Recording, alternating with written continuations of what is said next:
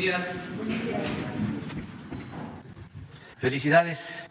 Y vamos a iniciar con la primera mañanera de este año 2021. Como es lunes, continuamos con la misma agenda. Vamos a tener el informe de Ricardo Sheffield sobre quién es quién en los precios de los energéticos y vamos después a observar, analizar, a ver cómo se ha avanzado en las obras que se están llevando a cabo con los videos de obras, el aeropuerto, el Tren Maya, el Istmo, la construcción para terminar el tren de Toluca a la Ciudad de México y otras obras. De modo que vamos con Ricardo.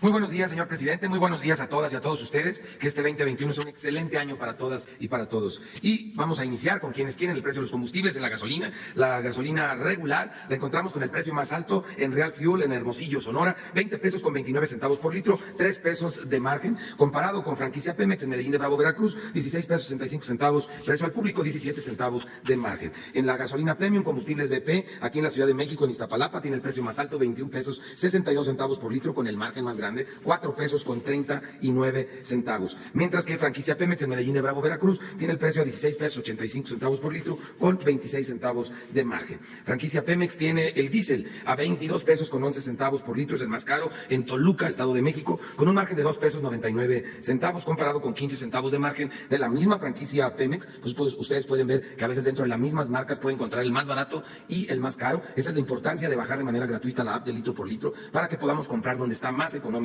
Esto es Isidoro Montes de Oca, en Guerrero, 18 pesos con 25 centavos por litro, con un margen de 15 centavos. Si lo vemos con los promedios de la semana, tenemos que los tres más caros fue Redco, Arco y Chevron, y los tres más económicos Total, G500 y Orsan. Con corte al 31 de diciembre, la mezcla mexicana de petróleo, $47 con 16 centavos. Y ese mismo día, el promedio del diésel, 19 pesos 43 centavos, la premium, 18 pesos 99 centavos, y la regular, 18 pesos con 48 centavos. Aunque hay algunos que dan hasta 22 pesos, como vimos, los promedios siguen bastante bajos. Eso quiere decir que la mayoría nos está considerando como consumidores y nos dan buen precio la mayoría de las gasolineras. Atendimos 295 denuncias y quejas presentadas a través de la app de litro por litro, por medio de 142 visitas o verificaciones. Una gasolinera no se dejó verificar, fue Super Servicios Los Hernández.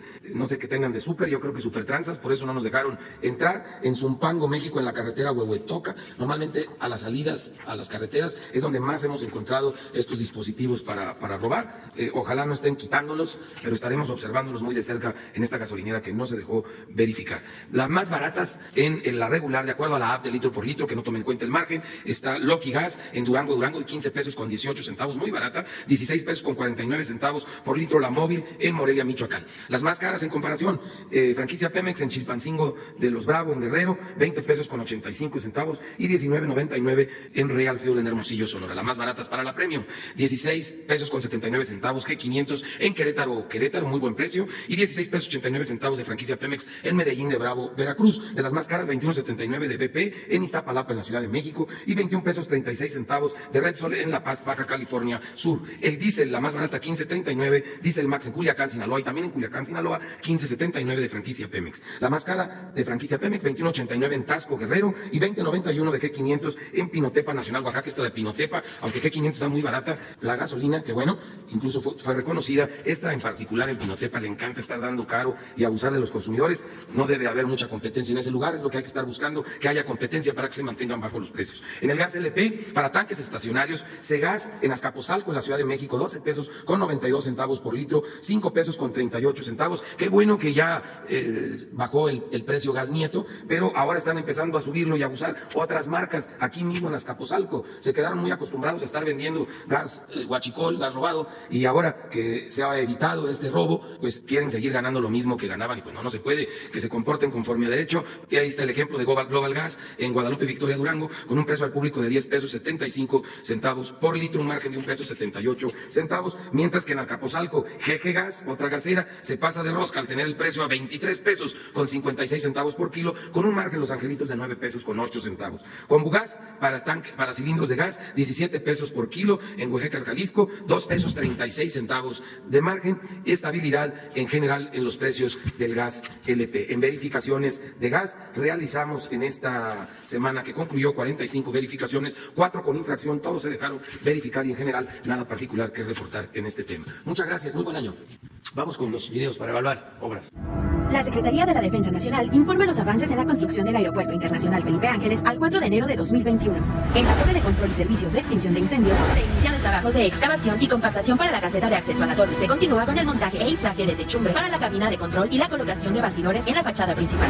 En el estacionamiento y terminal intermodal de transporte terrestre, se continúa con el habilitado y armado de acero de refuerzo en zapatas y muros de contención.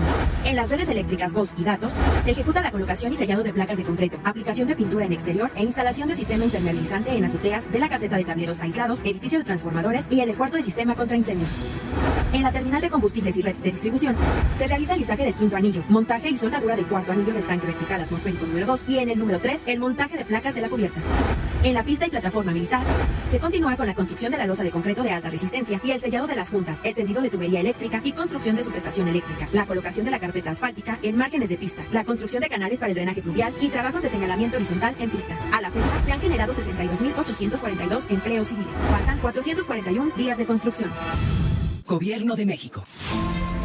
Este es el último día del año del 2020. Estamos haciendo el reporte. Hemos reportado todas las semanas de este año y vamos a seguir construyendo. Terminamos la primera etapa de la refinería y este 2021 será un mejor año para todos. ¡Feliz año! Avanza en los trabajos de la construcción de la refinería de Dos Bocas. Actualmente toda la obra respecto a las plantas de proceso se encuentra en la fase de construcción de las cimentaciones superficiales, racks de acero de tuberías, excavación y armado de acero para las cimentaciones de las subestaciones eléctricas.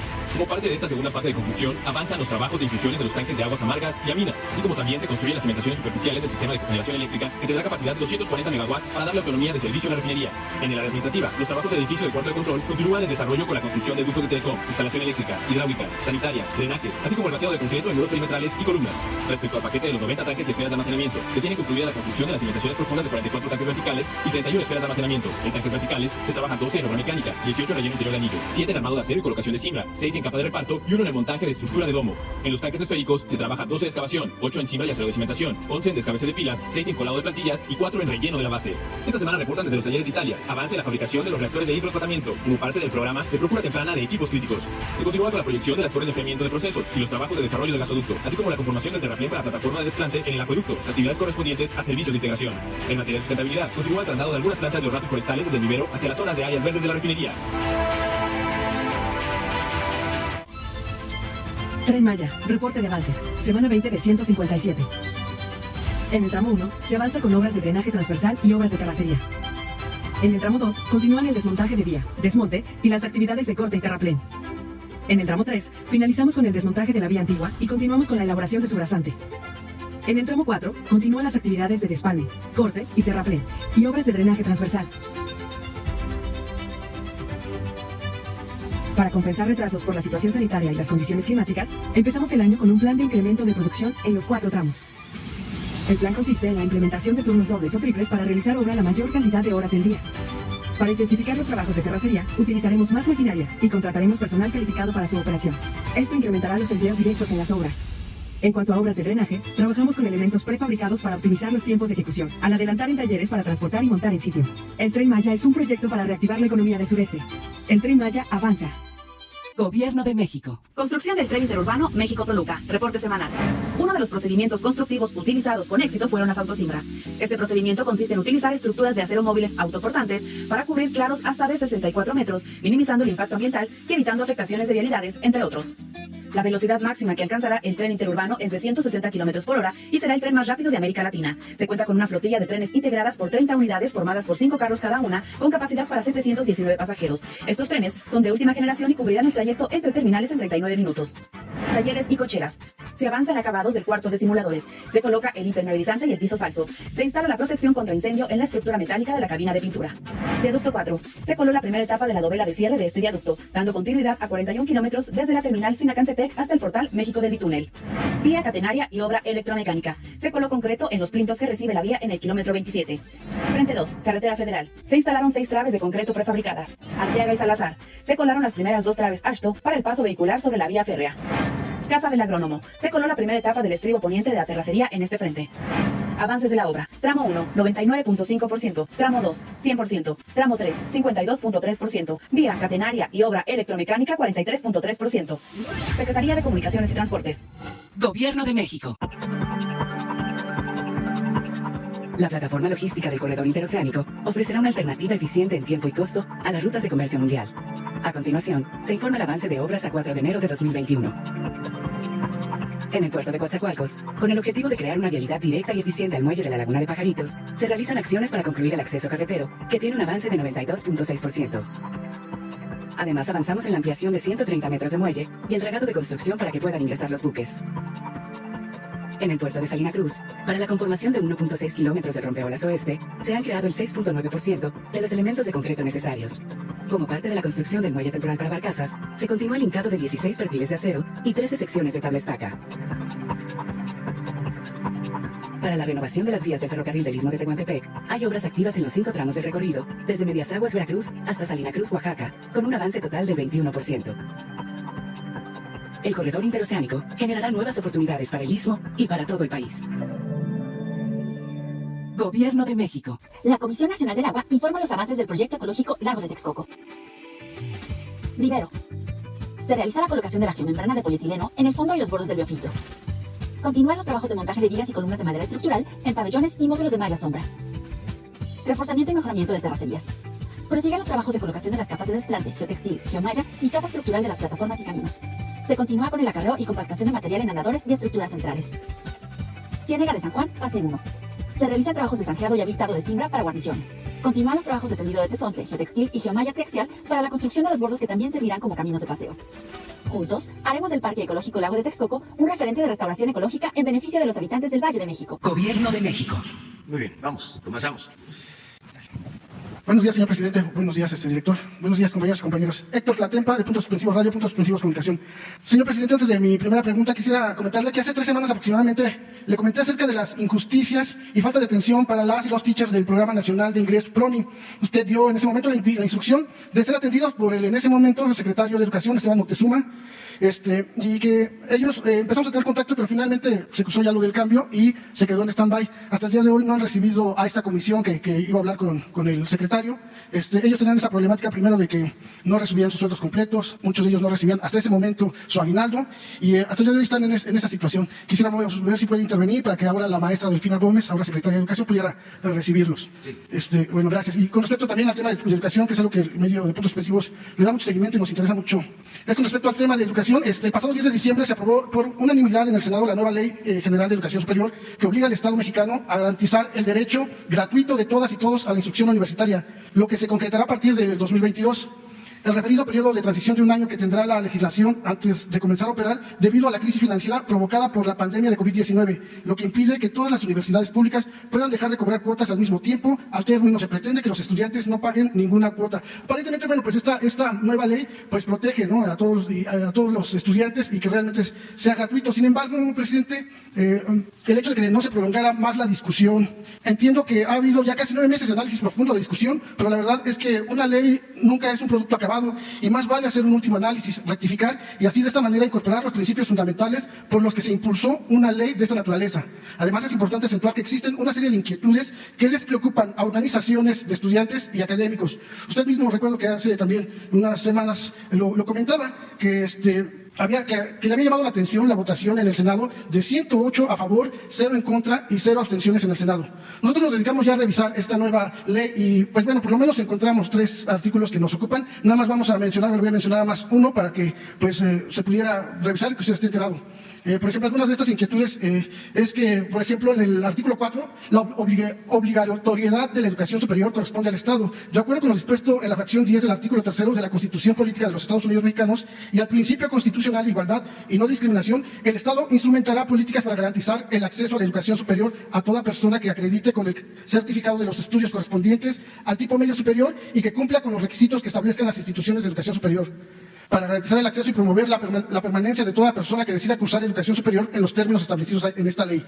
El Estado otorgará apoyos académicos y becas a estudiantes para la continuidad de su trayectoria académica que respondan a sus necesidades bajo criterios de equidad e inclusión. Señor presidente, este artículo impedirá que cualquier individuo ya no pueda ejercer su derecho a la educación debido a que las autoridades de las universidades tendrán, como lo hacen en los hechos, todas las facultades de imponer cualquier requisito de admisión a su conveniencia que funja como un mecanismo para dejar fuera de las instituciones públicas de educación superior a miles de estudiantes por medio de exámenes de admisión o cuotas impagables. Por mencionar algunos ejemplos, concibiendo de esta forma a los estudiantes como simples números que representan ganancias para las autoridades corruptas. Y así también observamos el artículo 20 y también el artículo 67, que por respeto pues ya no me extiendo más. En ese sentido, presidente, pues le pedimos que pudiera usted revisar estos artículos y pues sabemos pues que usted es un principal promotor de la educación gratuita y que está usted muy al pendiente de este tema. Y si me permitiera una segunda pregunta, pues.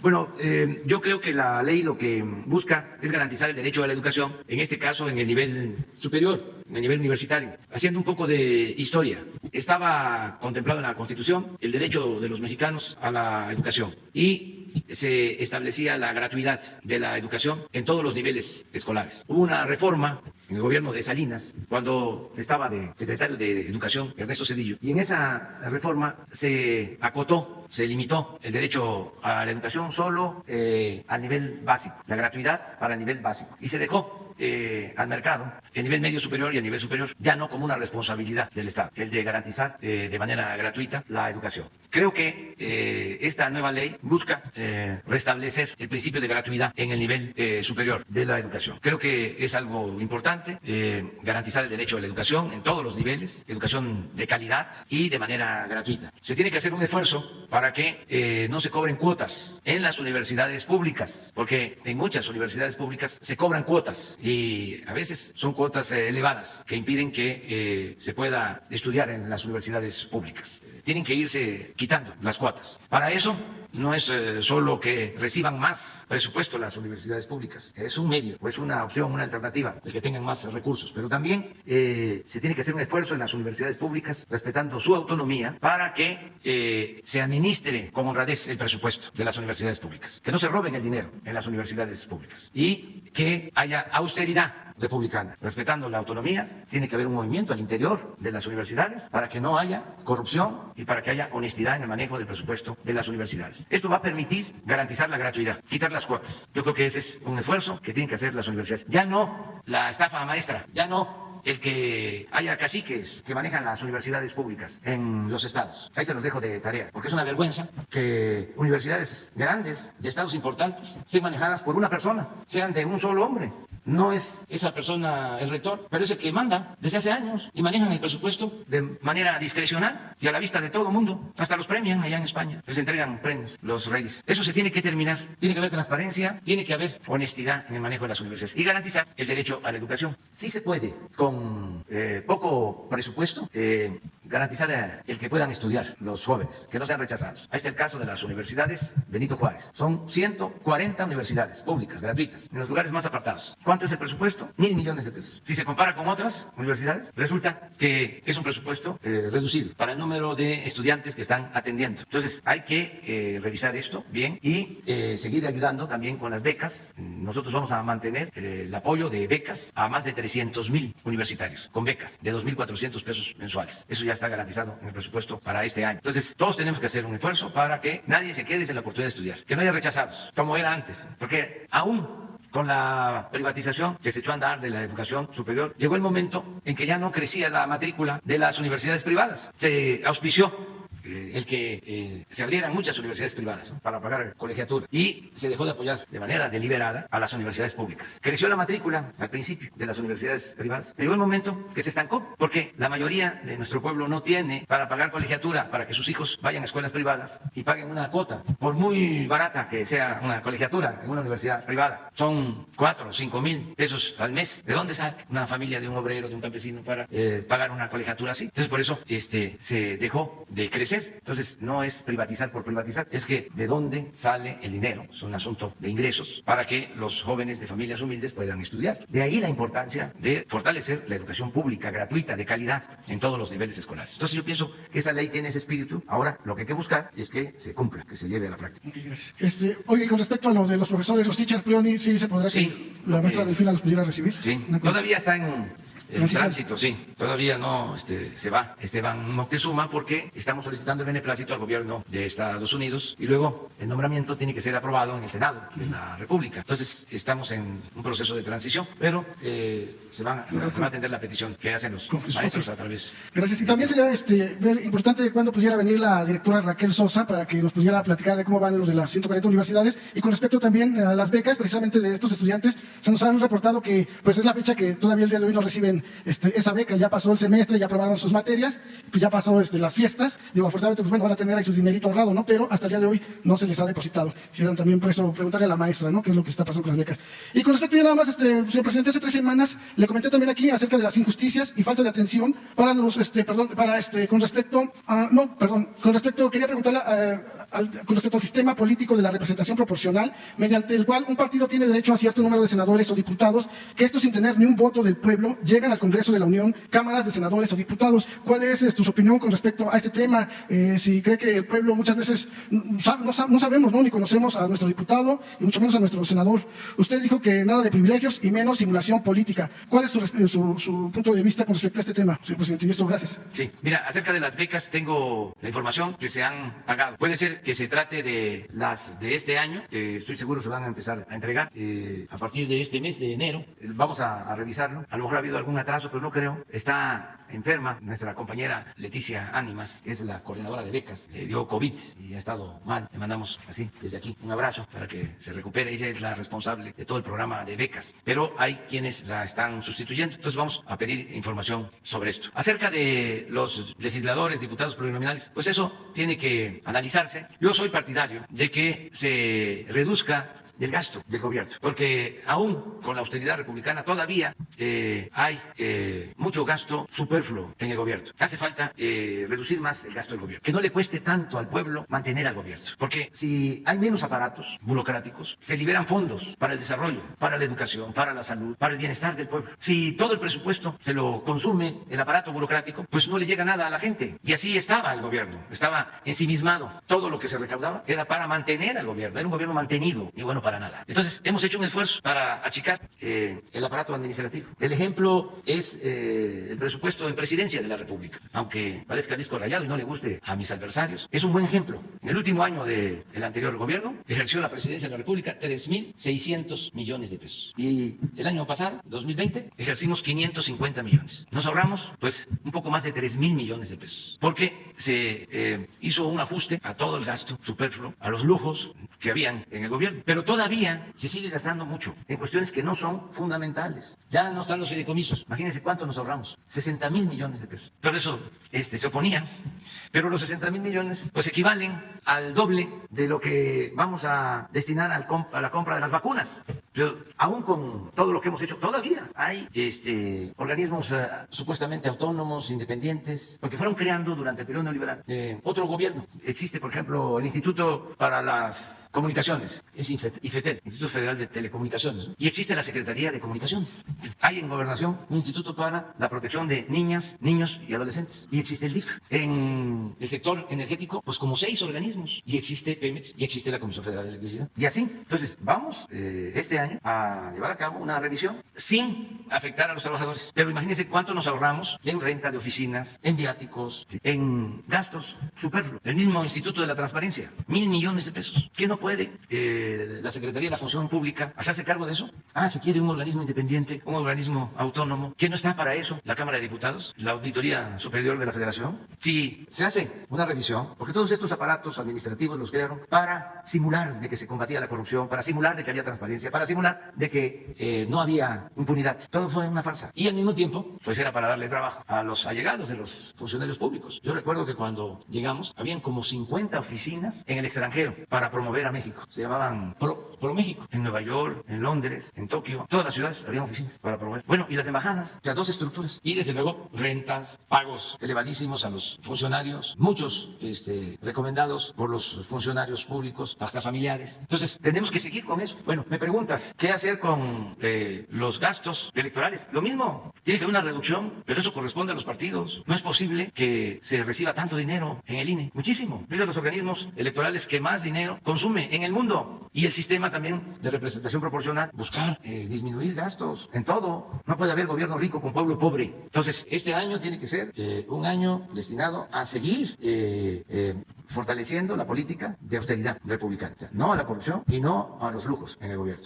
Sí, buenos días, señor presidente. Demián Duarte, del canal Sonora Power, de Lobos FM y Politiquero Cano Radio de Sonora. Tengo dos preguntas para usted, pero una para el procurador Ricardo Sheffield. En particular, el señor procurador, la semana pasada, el lunes 28, usted puso un tema de manifiesto, y es que en Sonora y en la región noroeste pagamos precios elevadísimos por el gas LP, con márgenes muy altos de parte de los distribuidores, muy en particular de un grupo que encabeza la familia Zaragoza. Y bueno, usted puso a Hermogas de manifiesto aquí como la que más caro está vendiendo. Hay muchas quejas en Sonora al respecto de la enorme carestía que esto implica para los consumidores, pero encima hemos percibido en Hermosillo y en todo el estado que además estas empresas están entregando litros de menos, sobre todo cuando dispensan gas para tanques estacionarios. Preguntarle, señor procurador, si es posible que la Profeco intervenga de manera directa precisamente para que se entreguen los litros completos cuando se dispensa gas en las casas. Y la otra cuestión es cómo es que se puede controlar este enorme margen que tienen las gaseras, en específico en el caso del noroeste de México. En el caso particular de Sonora, su posición en relación a los puntos de almacenamiento y redistribución del gas LP no es muy conveniente. Es conveniente en relación al gas natural, particularmente de Nuevo México, de Texas, pero no en relación al gas LP. Entonces siempre habrá una pequeña variación, por eso lo tenemos dividido en regiones, y usted puede ver que en el caso del gas LP, esa región en particular, unos cuantos centavos más que están implicados en el tema de transportación, pero afortunadamente hay bastante competencia, no solo el grupo Zaragoza vende gas en Hermosillo y en esa zona. Entonces esa competencia es la que nosotros estamos cuidando y fomentando. En el caso particular de los tanques estacionarios, hicimos un artículo en la revista del Consumidor en la que le recomendábamos a los dueños de tanques estacionarios, que la mayoría son hoteles, panaderías, negocios que son los que más utilizan esta manera de almacenar el gas LP, que adquieran a precios muy bajos algunos modelos que hay en relación a medidores muy precisos, incluso hasta conectados a tu celular, con el cual puedes tener con exactitud tú mismo como consumidor el control de la carga en los tanques estacionarios. En el de cilindros de gas, pues estamos trabajando, y ustedes lo ven, en calle y revisando con frecuencia, evitando prácticas que a veces son de los mismos trabajadores que llegan a ordeñar cilindros. Eso ya nos está presentando porque ya hace meses, años que los hemos agarrado en la maroma y evitamos ese tipo de prácticas. Pero los estacionarios, esa es la recomendación. Es una inversión muy pequeña en relación a la cantidad de gas que estas normalmente empresas consumen. Y adicional a ello, estamos trabajando con la Dirección General de Normas en una nueva norma que tiene que ver con los medidores de gas, que estará publicada este año. Ya se está trabajando en talleres con la industria, porque la realidad es que los medidores que actualmente tienen los estacionarios están de risa loca, hasta con un imán los puedes alterar, y por eso esta norma, que esperemos ya se pueda publicar en este 2021. El robo se da mucho, digo porque es un robo a escala, se da mucho en el tema de los tanques estacionarios pero domésticos. Es una queja generalizada, de hecho, que les dispensan gas de menos y abusan obviamente de la ignorancia del consumidor. Es por eso la petición específica, a ver si pueden ponerle y echarle el ojo al caso particular, lo que ocurre allá. Hablo del caso particular. En mi casa, que es tu casa, tengo tanque estacionario y puse un medidor de estos, me costó ya instalado 3,200 pesos, y desde entonces yo estoy 100% seguro que no me roban lo que es nada de gas LP, porque la carga individual es imposible que nosotros estemos entrando a las casas a estar viendo el tanque estacionario, que normalmente está en el techo de las casas habitaciones. Trabajo les cuesta cargar el gas en algunas casas, más para nosotros estarlo verificando, y ahí es donde podemos unir fuerza a los consumidores y la Profeco, porque en la mayoría de los que utilizan en gas en tanque estacionario tienen un poder adquisitivo en los cuales por el mismo consumo no les sería costoso implementar este tipo de medidas. Señor presidente, en su mensaje... es muy importante, permíteme nada más, es muy importante que se haga la supervisión, como lo está planteando en Sonora, sobre el gas. Y yo quiero aprovechar, porque estamos iniciando el año, para agradecerle mucho a los prestadores de servicio, a los concesionarios, ya sea gasolineros o a los que distribuyen gas, porque en términos generales han actuado con rectitud. Cuando comenzó el gobierno, yo temía que íbamos a enfrentar muchos abusos a los consumidores en el precio de las gasolinas, que aún cuando se decidiera bajar el precio, que no aumentara el precio, como lo estamos garantizando, no íbamos a poder fácilmente controlar el precio por la actitud de los concesionarios. Afortunadamente, ha habido de parte de los concesionarios una actitud de respeto. Este mecanismo nos ha ayudado mucho, el estar aquí transparentando quién es quién en los precios, pero quiero agradecerles a todos los concesionarios por estar actuando con rectitud, con legalidad, sin abusos. Desde luego, hay siempre, ¿no?, quienes te pasan de listos, para no decirlo textualmente, ¿no?, como lo dice Ricardo, pero son pocos. La mayoría está ayudando y hay competencia, y esto nos ayuda a cumplir el compromiso de que no aumente el precio de los energéticos, de los combustibles. Ya teníamos pensado también lo que íbamos a hacer si no se actuaba con rectitud. Teníamos pensado ampliar el número de concesiones. Nunca hemos descartado esa posibilidad. Lo que aquí Ricardo menciona, si hay una gasolinera o gasolinería que está cobrando más de lo debido, es posiblemente porque no haya otra. Pero sí se tiene pensado, pero no veo que sea necesario, dar concesiones donde se pueda, donde lo permita también la población, donde no haya riesgos, pero ampliar la oferta para estimular la competencia. No hemos tenido necesidad de eso. Entonces, aprovechando para agradecerle a los concesionarios su buen comportamiento. Bien, señor presidente, un par de temas. Bueno, primero que nada, desear un buen año 2021.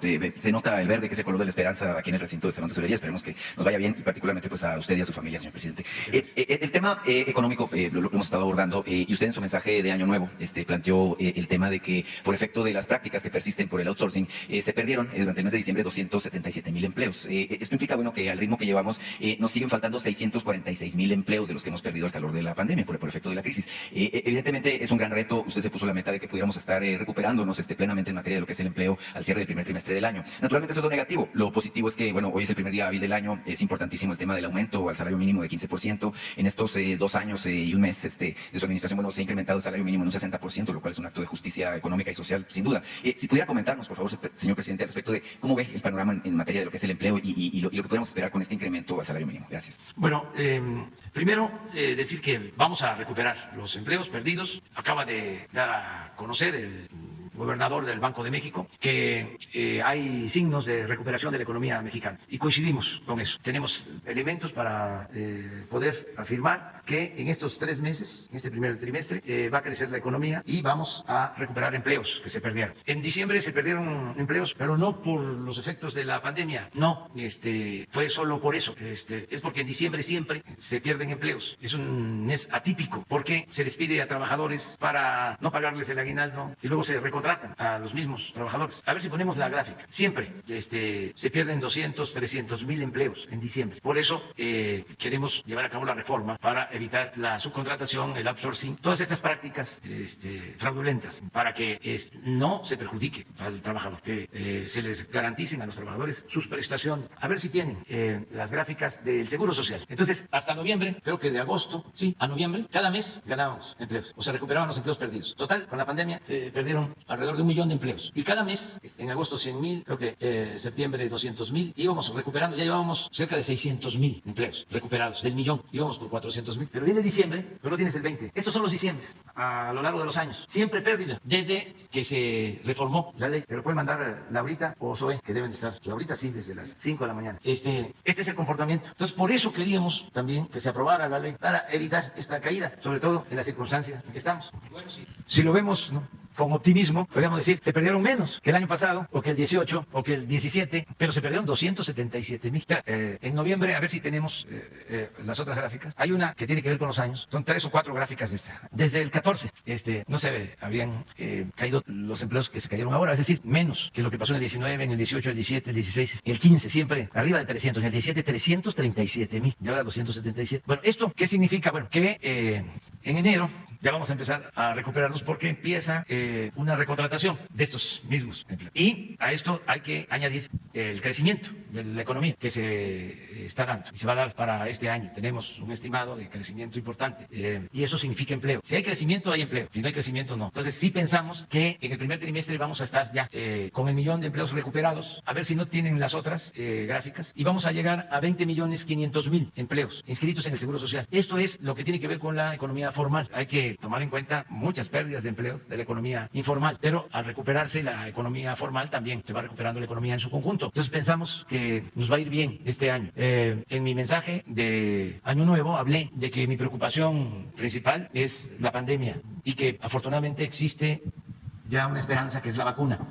En nuestros planes queremos que se aplique la vacuna y vamos a buscar cumplir con ese propósito a finales de marzo a todos los mexicanos mayores de 60 años. Estamos hablando de alrededor de 15 millones de mexicanos mayores de 60 años. Si logramos esto, vamos a avanzar bastante en el control de la pandemia, que es lo más difícil y lo que duele más. La parte económica, que es lo segundo, la crisis económica, estamos optimistas de que vamos a salir adelante. Desde finales del año hay indicios de que la economía está mejorando. Por ejemplo, mantuvimos un peso, una moneda fuerte, no se depreció el peso, nos recuperamos. Cuando se presenta la pandemia se cotizaba a más de 25 pesos por dólar. Terminamos el año a menos de 20 pesos por dólar.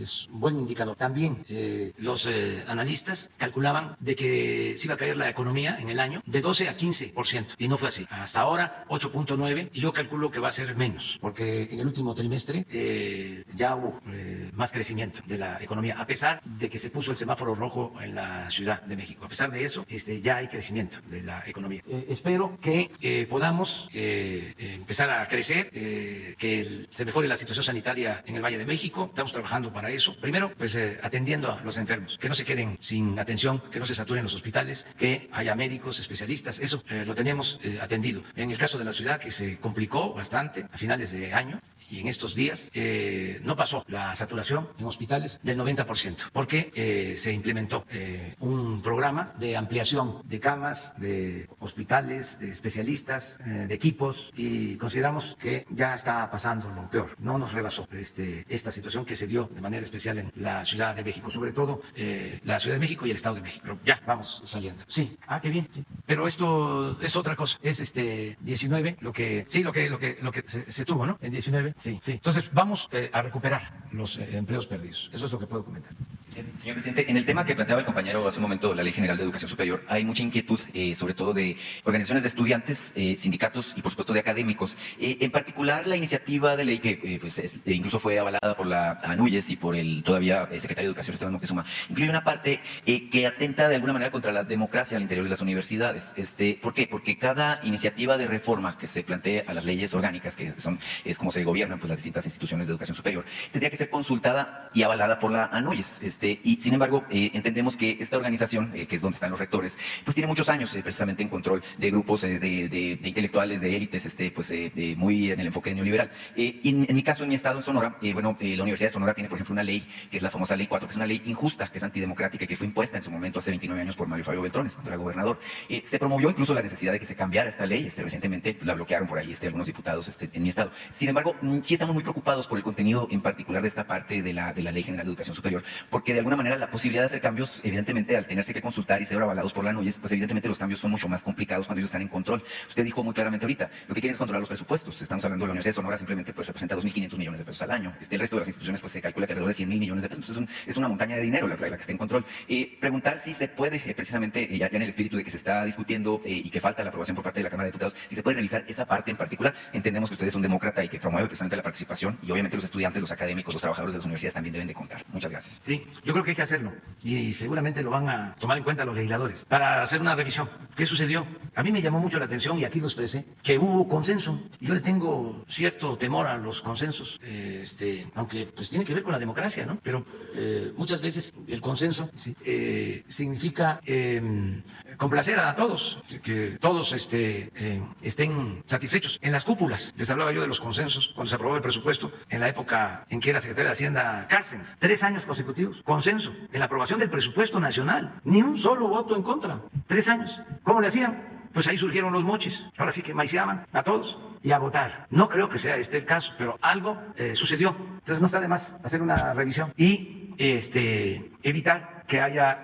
falta de democracia y que se afecte la autonomía de las universidades, que no haya ningún órgano que esté por encima de la decisión independiente de los universitarios, de cada una de las universidades o centros de educación superior del país. Entonces, revisar eso, yo creo que lo van a hacer los legisladores para que no haya inconformidades.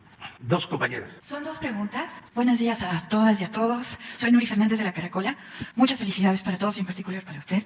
Y la primera pregunta tiene que ver con la Casa del Migrante de Saltillo. El padre Pedro Pantoja, que dirige la casa, falleció de COVID y también falleció un vicario y luego hubo un brote y hay varios migrantes que están infectados. Entonces se cerró la casa y ellos debieron pasar la Nochebuena en la intemperie. Y la pregunta es si se está tomando alguna medida para apoyar esta Casa del Migrante y la situación de todos los migrantes, sobre todo centroamericanos, que se encuentran alojados en ella. Pues voy a indagar, voy a preguntar a la Secretaría de Gobernación, a Derechos Humanos, qué hicieron y qué deben de hacer ahora, y desde luego apoyar a los migrantes, más si están enfermos, si tienen contagio de COVID, ayudarlos, atenderlos. Ahora mismo vamos a verlo. Muchas gracias. Y la segunda pregunta también tiene que ver con la pandemia. Se hizo la propuesta en la ONU por parte de nuestra Cancillería, que hizo un trabajo excelente y impulsada por usted, de que las vacunas se repartieran de manera solidaria y que se viera también la situación de los países más pobres. Esa propuesta se hizo en realidad al inicio de la pandemia y fue aprobada en la ONU por una gran mayoría.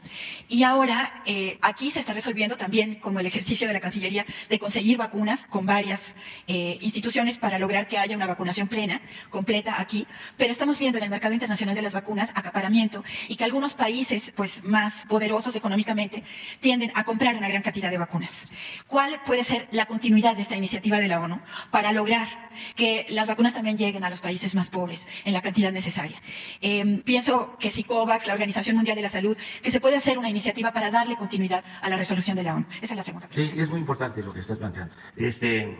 Hay una iniciativa que presentó México, una resolución que fue aprobada casi por unanimidad para evitar el acaparamiento de las vacunas. Y a partir de ahí se creó un mecanismo en Naciones Unidas para garantizar vacunas suficientes y a precios accesibles para todos los países. Ese mecanismo existe y está siendo respaldado por farmacéuticas que tienen el compromiso de entregar vacunas a Naciones Unidas para que a su vez la ONU ofrezca estas vacunas a los países más pobres, a precios más bajos, porque sí hay una diferencia importante en el costo de las vacunas. Ahora acaban de autorizar la de AstraZeneca y es un precio de $4, un poco más por dosis. Al principio se pensaba que iba a ser una sola dosis, ahora se habla de dos, de modo que son $8 por persona vacunada. Sin embargo, hay otras, que no voy a mencionar aquí, que cuestan casi el doble.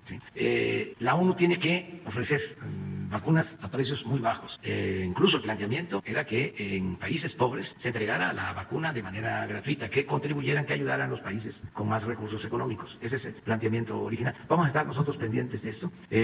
Lo está viendo Juan Ramón de la Fuente y lo está viendo el secretario de Relaciones Exteriores, Marcelo Ebrard. Estamos viendo esto. Queremos nosotros que se cumplan los acuerdos que se tienen a nivel mundial y también los acuerdos que se han contraído con farmacéuticas. Y en el caso de México, el que podamos tener también la vacuna pronto, porque nos va a ayudar mucho. O sea, por un lado, cuidando que no nos falte aquí a nosotros la vacuna, pero que también no le falte a los países más pobres. Se está ya viendo, ¿no?, este comportamiento. Tienes razón. Hay una tabla que se ha empezado a publicar sobre el número de vacunados en el mundo. A ver si la conseguimos, aunque todavía está empezando a establecerse el mecanismo de la vacunación por país. Ya hay algunos números, algunos datos, en algunos casos no actualizados. Tiene esa información Carlos Torres, nos las puede mandar, de cómo se va vacunando. Nosotros llevamos ya 39,000, casi 40,000 personas vacunadas. Ya de lo que tenemos en existencia pasa del 70% ya de vacunas aplicadas. Afortunadamente no hemos tenido problemas mayores, solo una reacción de una doctora que tuvo un problema con la aplicación de la vacuna, se le está atendiendo, ¿sí? Es un caso especial por una alergia, de acuerdo a lo que sostienen los médicos. Ya está siendo atendida, hospitalizada, lo sabe Pfizer, el equipo médico del gobierno está atendiendo el caso, pero es un caso nada más, de cerca de 40,000, aquí no sé cuántas, sí, es 30. Sí, este es el 30, México. Es como se viene aplicando ya el porcentaje de acuerdo a la población. En América Latina es el primer lugar nuestro país en aplicación, aunque estamos comenzando todavía. Pero el total, 12 millones de dosis en el mundo en aplicación. Desde luego China, primer lugar, Estados Unidos, Israel, creo que es Rusia, ¿no? Inglaterra, Reino Unido, no, acá está Rusia, 800,000, sí. Y Italia, Dinamarca, Polonia, Portugal, México. Pero aquí ya estamos en 40,000. Solo dejamos de vacunar un día, el día primero. Y esto lo digo porque los del Reforma se aventaron una noticia diciendo en plena pandemia no se vacuna a la gente. Y fue un día primero por razones obvias. Era muy difícil ese día. Pero no hemos dejado de vacunar. Estamos vacunando todos los días. Y mañana llegan 50,000 dosis más. Y luego tenemos 3 entregas, casi una a la semana, de un poco más de 400,000, ya entregas grandes. De modo que para finales de enero vamos a tener un poco más de 1,400,000 dosis que nos van a permitir vacunar a 750,000 personas, que es lo que estimamos necesitamos para vacunar a todo el personal médico, a enfermeras, médicos, a todos los trabajadores que están en hospitales COVID, salvando vidas, que esos son héroes. Yo le pedí hoy en la mañana a los doctores, al doctor Alcocer, al doctor Hugo López-Gatell, que mañana informaran de cuántos enfermos han sido atendidos, o se han internado, se han hospitalizado, cuántos por COVID, cuántos desgraciadamente han fallecido y cuántos han salido con vida, porque también son miles los que han estado en los hospitales y han salido adelante. La mayoría de los que han estado hospitalizados salen adelante. Entonces, eso es un trabajo, ¿sí?, de los médicos, de enfermeros, enfermeras, de todo el personal de salud, que se ha aplicado muchísimo. Entonces, pero por lo general nada más se habla de fallecidos, pero tenemos también que pensar cuántos se han recuperado, que han salido adelante. Ahí están batallando, incluso en terapia intensiva, y logran salir adelante. Entonces vamos a hablar sobre eso. ¿Sí? Presidente, buenos días. Soy Bellamel de México News y Sin Censura. De antemano, feliz inicio de año también a todos los compañeros. Antes de hacerle unas preguntas, solo quiero hacer entrega de estas 3 cartas que habían quedado pendientes el año pasado. Son cartas que corresponden a 3 de los más de 200 casos de militares presos por irregularidades en el proceso. Corresponden al capitán segundo de Infantería Ramiro Granados Palacios, también a el capitán segundo de Infantería en situación de retiro José Manuel Vélez Astudillo y particularmente a Dani Hernández Sánchez, subteniente de Infantería, que se las hacen directamente a usted. Ahora sí la entrega. La primera pregunta, presidente. Acaba de mencionar el tema de transparencia, combate a la corrupción. Particularmente, el auditor ha hecho en más de una ocasión señalamientos que el actual Sistema Nacional Anticorrupción, que se reformó, se creó en 2015, no funciona como debería o ha generado, pues, hay varios... No ha cumplido con su objetivo, pues. El auditor también ha solicitado a los propios diputados la forma de que se pueda auditar en un tiempo más real, más cercano a la administración. Esto ayudaría a reducir incluso la incidencia que hay en algunas irregularidades, pero lamentablemente también reportes recientes argumentan que en 20 años la Auditoría Superior de la Federación pues solamente ha hecho más de 1,000 denuncias, 1,300 denuncias aproximadamente, y solamente hay aproximadamente 20 sentencias o casos que se han dado a través de estas denuncias que emite la Auditoría Superior de la Federación. Con respecto a eso, ¿usted ha planteado algún proyecto para darle más facultades, pedirle a los diputados que puedan solucionar quizás en el tema más jurídico con reformas las disparidades que existen entre el Sistema Nacional Anticorrupción, la Auditoría Superior de la Federación? Las auditorías en los estados, muchas de ellas no, pues están casadas con el gobierno estatal o simplemente se ven completamente absorbidas por la Auditoría Superior de la Federación. ¿No hay algo que se haya planteado desde el Ejecutivo Federal para el respecto de estos temas? Pues sí, primero la denuncia, que no se limite la denuncia ciudadana y que todos ayudemos para combatir la corrupción. Eso es importante, el que haya esa voluntad de no permitir la corrupción. También la decisión de que no haya impunidad, que no se proteja a nadie. Y lo tercero tiene que ver con el funcionamiento de las instituciones encargadas de combatir la corrupción. Por lo que a nosotros corresponde es la Secretaría de la Función Pública y está actuando bien en ese sentido. Bueno, en lo que es su responsabilidad. Está actuando bien la Secretaría de la Función Pública, a cargo de Irma Heréndira Sandoval. Pero el Poder Legislativo, pues, tiene este instrumento que es la Auditoría Superior de la Federación, que en efecto, cuando tiene auditorías terminadas, ya pasó mucho tiempo, hace falta acortar los plazos. Eso puede requerir una reforma legal para que puedan actuar con más prontitud, porque es la función principal de la Cámara de Diputados, la aprobación del presupuesto y desde luego la vigilancia en el ejercicio del presupuesto. Ese instrumento de vigilancia tiene que funcionar adecuadamente. No como antes, que estaban ahí de floreros, de alcahuetes, los que estaban ahí en la Auditoría Superior de la Federación. Y también existe la Fiscalía Anticorrupción, que es otro organismo que se creó para combatir la corrupción, que incluso cuando se creó este nuevo organismo, porque así querían resolverlo todo, con la simulación. Cuando se creó la Fiscalía Anticorrupción, la corrupción no era delito grave en México. La Constitución no consideraba que la corrupción fuese delito grave. Se modificó ya la Constitución. Pero cuando crearon la Fiscalía Anticorrupción era para simular. Pasa que ahora es distinto. Entonces existe ya la Fiscalía Anticorrupción y hay que acudir a ella. Entonces estamos hablando de 3 instancias. La Secretaría de la Función Pública, la Auditoría Superior de la Federación y la Fiscalía Anticorrupción. Entonces seguir denunciando actos de corrupción y ayudar todos a que no haya corrupción. Porque lo que había antes era un silencio cómplice. Por eso tenían cooptada a la prensa, a los medios. La consigna era obedecer y callar. No se conocían casos de corrupción, no se daban a conocer. Si no, pues otra hubiese sido la situación en el país. Imagínense si se hubiese denunciado a tiempo cuando estaban entregando los contratos leoninos para la compra de gas o cuando entregaron los contratos para construir penales que significaron y siguen significando un gasto elevadísimo para el pueblo de México. Les decía yo que un penal de esos que construyeron es el equivalente a un hotel de gran turismo, lo que cuesta rentar un hotel de gran turismo, no 5 estrellas, sino de lo más exclusivo. Durante todo un año, si se renta un hotel de gran turismo durante todo un año, cuesta menos que lo que tiene que pagar el gobierno por mantener un reclusorio que fue privatizado. Increíble. Imagínense si se hubiese denunciado de que un expresidente pasó a formar parte del Consejo de Administración de una empresa extranjera que le vende energía eléctrica a la Comisión Federal de Electricidad. O lo de Odebrecht, que se dio un contrato a Odebrecht para que Pemex le venda gas subsidiado. Le cuesta a Odebrecht el 25% de lo que cuesta el gas en el mercado. ¿Y quién paga ese subsidio? Pemex. Miles de millones de pesos. Y así como es, bueno, imagínense que se hubiese denunciado, pero con más fuerza. Sí lo hicieron algunos, pero muy pocos. Lo de la venta de la planta de fertilizantes, que hubo un sobreprecio de $200 millones. Todo esto ayuda a la denuncia, que no nos quedemos callados, porque estas cosas no se denunciaban. La gente no lo sabía. Yo repito que cuando íbamos a los pueblos a decir de que habían comprado un avión para 240 pasajeros, un avión de 25 metros de ancho por 70 de largo, y que tenía sala de juntas y alcoba, y que era para ir a Europa en 10 horas sin recarga de combustible, y que había costado, o que iba a terminar costando $7,000 millones.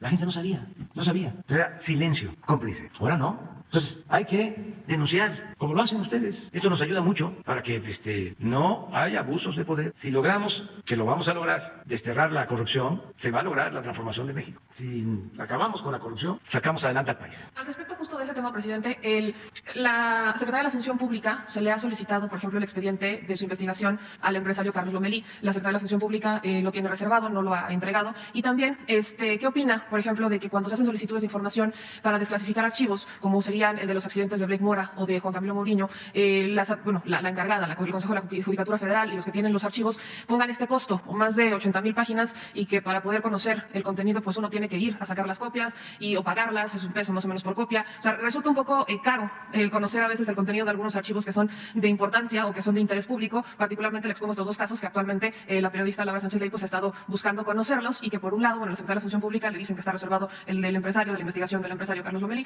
y por el otro lado, cuando se trata de estos archivos que ya ocurrieron hace tiempo, estos accidentes, pues hay un costo para acceder a estos archivos, lo cual resulta un poco ahí complicado a la hora de acceder a la información. Bueno, lo primero es que exista la voluntad de que no haya reserva. Eso es lo más importante, que haya transparencia, no reservar nada, que todo sea transparente. A lo mejor algunas cuestiones en particular que tienen que ver con la seguridad del Estado, pero tienen que justificarse muy bien, y que todo lo demás sea transparente, que no exista reserva. Vamos a hacer una revisión sobre eso y a lo mejor presentamos una iniciativa de ley para quitar las reservas, que la vida pública sea cada vez más pública. Una de las cosas que hicimos al principio fue que todos los expedientes reservados de la época de la represión se abrieran, y ya están a disponibilidad, disponibles para ser consultados. Y así tiene que ser todo, en general, transparencia. Lo otro es la parte económica.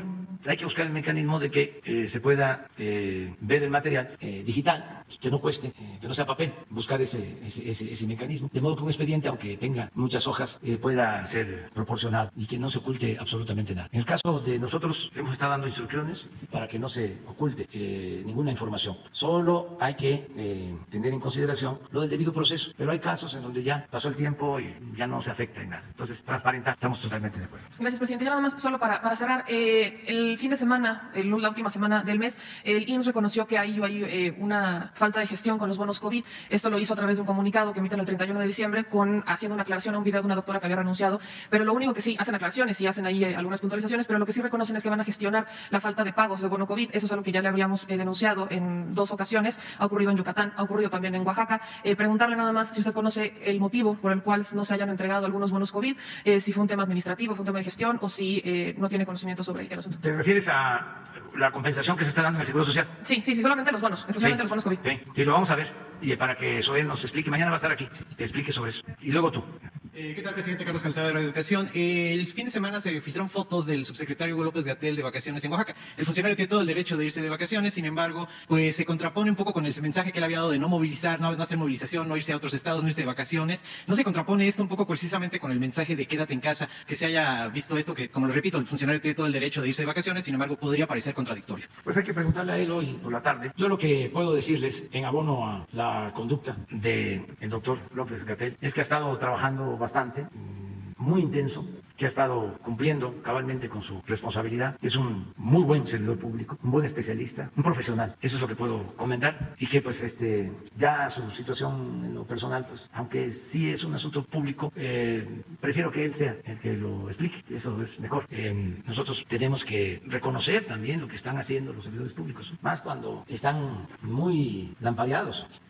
Muy observados, todos. Entonces, qué bien que hay ese escrutinio, ¿no?, público, pero pues también el servidor público tiene derechos, ¿no? Entonces vamos a ver qué dice el doctor. Gracias. La segunda pregunta es, se ha dado una avalancha de impugnaciones sobre las candidaturas de Morena. Yo sé que usted no habla de las candidaturas para las gubernaturas de Morena. Yo sé que usted mantiene alejado el asunto gobierno-partido. Sin embargo, desde su perspectiva, ¿no cree que esto pueda minar la confianza de la gente en la democracia, estas pugnas que se dan al interior del partido? Y bueno, le pregunté la vez pasada si usted tenía la confianza de que el electorado siga apoyando precisamente a su movimiento, de si este tipo de pleitos no mina la confianza, presidente. Gracias. No, mire, la gente afortunadamente está muy consciente del pueblo de México, y ya no es el círculo rojo, como le llamaban a los de la sociedad política, los que determinan, los que definen un proceso electoral. Antes era la cúpula, la llamada sociedad política, sociedad civil, los de arriba. Ahora no, ahora es todo el pueblo. La gente está participando, tan es así que por eso se habla del poder de los nacos, de manera despectiva. Un caricaturista de Reforma, del periódico conservador, o uno de los periódicos conservadores de México, el de Más Alcurnia,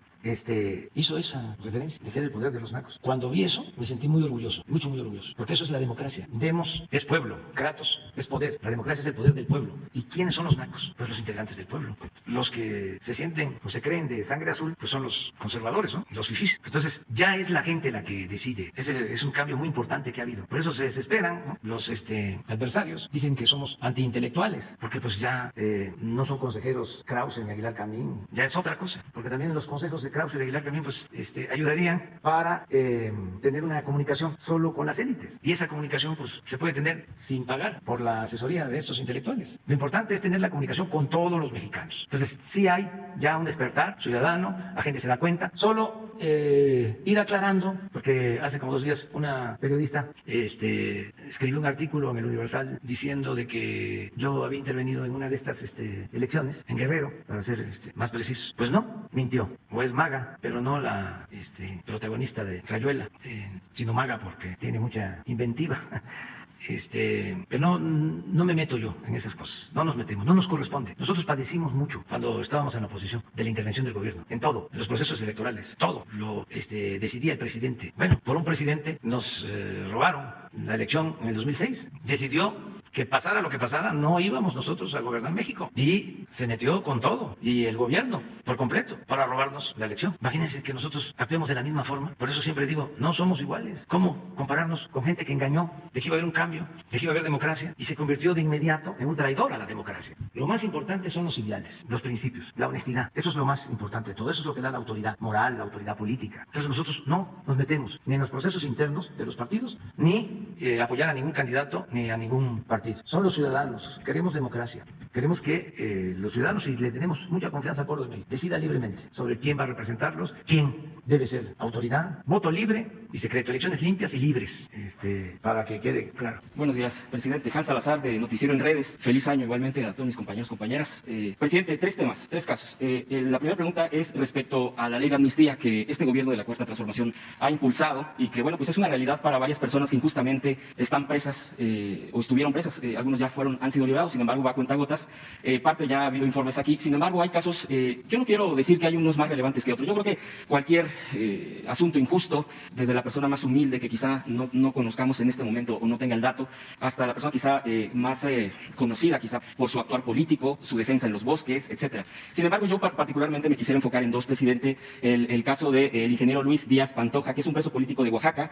Es el mismo caso. El tema es de testimonios fabricados de dos testigos protegidos, utilizados en el gobierno de Felipe Calderón, actualmente desaparecidos, que no logran identificarlo físicamente. Por ejemplo, otro testimonio es de un miembro de su familia bajo tortura. Hay pruebas documentales, obviamente, donde pues contrarrestan esta narrativa para mantenerlo preso, y ya están considerados dentro pues de un listado creado por la dependencia de la Secretaría de Gobernación. También el caso y que aquí también ya lo había expuesto, el caso de Pablo Green Salamanca, igualmente la misma situación, también preso en el gobierno de Calderón, coincidentemente no, en un gobierno absolutamente represor, absolutamente pues que ha dejado una estela de dolor como porque finalmente las familias, por supuesto, los presos siguen injustamente impotentes ante esta situación. En el esquema que yo he estado revisando y de las actas, también ha sido considerado el caso de del señor Pablo Green. Sin embargo, en esta revisión también hay mano, hasta donde yo he revisado, con el tema del Poder Judicial, que es donde luego se atoran las cosas, porque obviamente pues sabemos perfectamente que pues hay intereses, hay mucha corrupción que desafortunadamente del lado del Poder Judicial no se ha desterrado. Y yo le quisiera preguntar, presidente, sobre estos casos, si se pudiera informar por parte del subsecretario y qué hacer al respecto, pues para poder dar claridad y que no se quede nada más en un tema nuevamente pendiente. Las injusticias hay miles, seguramente millones. Sin embargo, por empezar a clarificar y a transparentar este tipo de procesos para liberar a presos políticos, presidente, yo les pondría esta primera pregunta. Pues yo creo que es de mucha ayuda, es como la denuncia contra la corrupción, es de mucha ayuda el que ustedes traten estos casos y que nosotros tengamos la información para buscar la manera de hacer justicia. Tenemos que seguir denunciando y exigiendo justicia y empujando el elefante para que se camine, porque estos procesos son a veces muy burocráticos, no hay justicia rápida, expedita, y aquí lo vimos el año pasado, cómo se logró la libertad de un joven que no tenía por qué estar ahí, no tenía por qué estar preso, ya había cumplido con su condena, y sin embargo, por un trámite legal, se le tenía preso, poniendo por encima de la justicia un procedimiento burocrático, legaloide. Entonces, todos podemos ayudar en esto. Deben ustedes tener en cuenta de que hay voluntad en el gobierno que encabezo para no permitir ninguna injusticia. Entonces, lo que estás planteando, le vamos a pedir a Jesús que lo trate en la Secretaría de Gobernación. La información? Sí, okay, para ver qué podemos hacer. Gracias, presidente. El segundo tema, ya se lo había planteado aquí, el caso, estos dos, rapidísimo, lo del SUTER, los jubilados que les quitaron sus derechos dentro de estos contratos, dentro de estos pues convenios, que son diferentes documentos. Sin embargo, por la propia reforma energética en su momento de Peña Nieto, se les quitaron diversos derechos. De hecho, aquí lo expuse, presidente, hace aproximadamente 2 meses, mes y medio, y parte de lo que se les retiró, pues evidentemente se les quitaron ingresos económicos que les corresponden por derecho.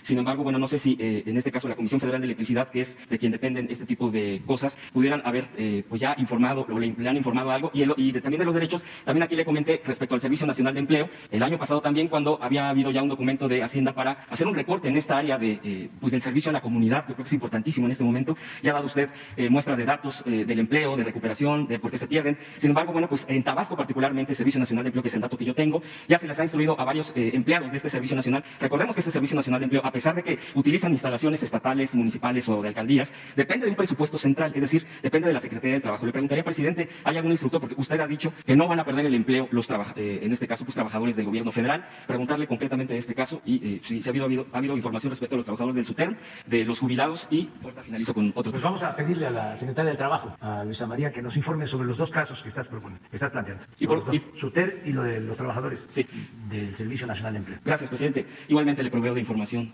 a Jesús.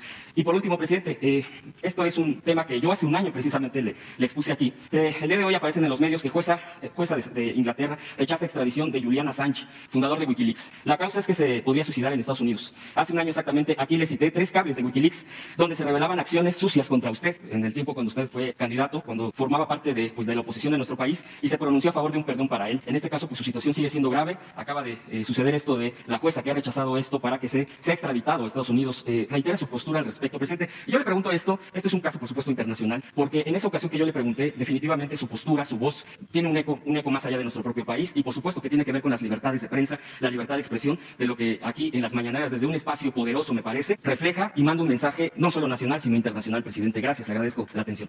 Bueno, pues yo celebro primero que en Inglaterra se le haya dado protección al señor Assange, que no se haya autorizado la extradición a Estados Unidos. Creo que es un triunfo de la justicia. Celebro el que en Inglaterra se actúe de esa forma, porque Assange es un periodista y merece una oportunidad. Estoy a favor de que se le indulte. No solo eso, voy a pedirle al secretario de Relaciones Exteriores que haga los trámites correspondientes para que se solicite al gobierno del Reino Unido la posibilidad de que el señor Assange quede en libertad y que México le ofrece asilo político, con lo que significa el derecho de asilo y nuestra tradición, que es protección, pero al mismo tiempo también la responsabilidad de cuidar que el que recibe el asilo no intervenga, no interfiera en asuntos políticos de ningún país. Nosotros estaríamos en condiciones de ofrecer este asilo y felicitamos a la justicia del Reino Unido por la decisión que se tomó pues hoy, más que allá